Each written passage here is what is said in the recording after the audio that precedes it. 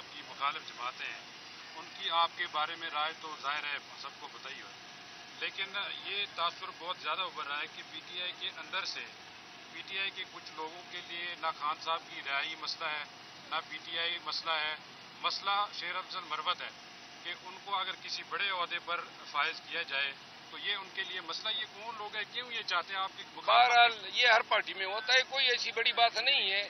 ہر ایک دیکھیے، ہر ایک میں نے جو اپوزیشن میں اس کا حق بنتا ہے کہ وہ لیڈر آف دا اپوزیشن کی بھی خواہش رکھیں یا پیک پبلک اکاؤنٹ کمیٹی کی چیئرمین شپ کی، تو کسی کی خواہش پہ کوئی قدغن نہیں لگائی جا سکتی ہے، اور یہ کھینچاتانی تقریباً ہر سیاسی پارٹی میں ہوتی ہے. صاحب یہ مسئلہ اب سارٹ آؤٹ ہو گیا یا ابھی چلے گا؟ نہیں، ابھی تو سارٹ آؤٹ ہو گیا. آج جو ہے اس حوالے سے نوٹیفیکیشن متوقع ہیں.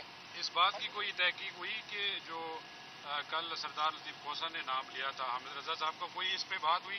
نہیں، سردار لطیف کوسہ صاحب نے حامد خان صاحب کا نام لیا تھا.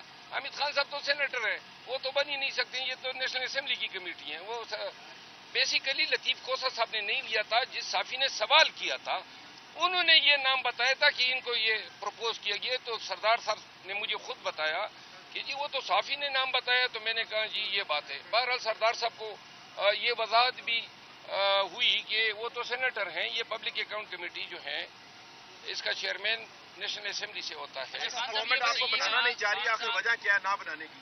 کوئی نہیں، ایسا نہیں ہے.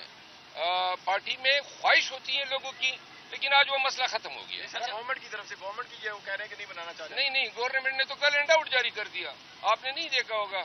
اسپیکر صاحب نے اس کی وضاحت جاری کی ہے. صاحب یہ بتائیے گا کہ کے پی کے میں اس وقت جو آپ کی پارٹی کے جو رکن قومی اسمبلی ہے یا صوبائی اسمبلی کے ہے، وہ وہاں کی جو قیادت ہے گنڈا پور سے شدید ناراضگی کا ان کا تحفظات ہے بہت زیادہ، جس کی وجہ سے پارٹی کے اندر جو ہے پشاور کے پی کے میں ایک فارورڈ بلاک بننے جا رہا ہے. اس حوالے سے کیا کیا؟ نہیں، کسی فارورڈ بلاک کی خبریں نہیں ہے، اور نہ گنڈاپور صاحب کے حوالے سے ہمیں علم ہے کہ کسی کے تحفظات ہیں. آج تک کوئی بیان نہیں آیا ہے. یہ ساری خبریں جو ہیں یہ مفروضوں کی بنیاد پہ ہیں، اور انہی کو جواز بنا کے پی ٹی آئی میں انتشار پیدا کرنے کی کوشش کی جاتی ہے. اچھا، یہ ایک بات عام ہے کہ آپ کے جتنے بھی لوگ خان صاحب سے ملنے آتے ہیں اڈیالہ جیل میں، وہ خان صاحب کو الگ الگ بریف کرتے ہیں، جس کی وجہ سے یہ ساری صورتحال پیدا ہوتی پی ٹی آئی. ہر ایک اپنی عقل کے مطابق، اپنی نیت کے مطابق، اپنے سمجھ کے مطابق بات کرتا ہے. لیکن یہ ہے کہ اب تو ساری چیزیں سٹریم لائن ہیں. پارٹی کی ایشوز پہ کس نے بات کرنی ہے، انڈیویجول یا لیگل ایشوز پہ کس نے بات کرنی ہے، وہ اب چیزیں ابھی بھی ہم ساری اکٹھے بیٹھے تھے، اکٹھے میٹنگ ہوئی اور اکٹھے ہی ہم اٹھائے. اچھا، کل سے پی ٹی آئی احتجاج کا سلسلہ شروع کر دیا ہے. بانی پی ٹی آئی نے بھی کہا کہ ہم کل سے شروع کریں. یہ بتائیں کہ خان صاحب کیا ٹکراؤ کی سیاست پہ یقین خان رکھتے ہیں صاحب یا نے ببانگ دہل کہا کہ کوئی ڈیل نہیں، کوئی مفاہمت نہیں. بہت ہی واضح واشگاف پیغام دیا ہے. انہوں نے کہا ہے کہ نہ کہ صرف کوئی مفاہمت، کسی قسم کی مفاہمت کا سوال پیدا نہیں ہوتا ہے جب تک ہمارے پولیٹیکل پریزنرز اندر ہیں، جب تک جو ہیں یہ جو شب خون مارا گیا پہلے 8 فروری کو اور پھر 21 اپریل کو. اور خان صاحب نے مولانا رومی صاحب کی ایک مثال دی. انہوں نے کہا کہ یہ پہلے بھی میں یہ بات کر چکا ہوں کہ اللہ تعالیٰ نے پر دیے ہوتے پرواز کے لیے، تو قوم کو بتا دیں کہ غلامی یہ سوچتے ہیں کہ چونٹیوں کی طرح زمین پہ رہیں گے، تو لہذا قوم کو ضرورت ہے کہ اپنی پرواز کے لیے اڑان بھرے. تھینک یو سو مچ، بہت شکریہ.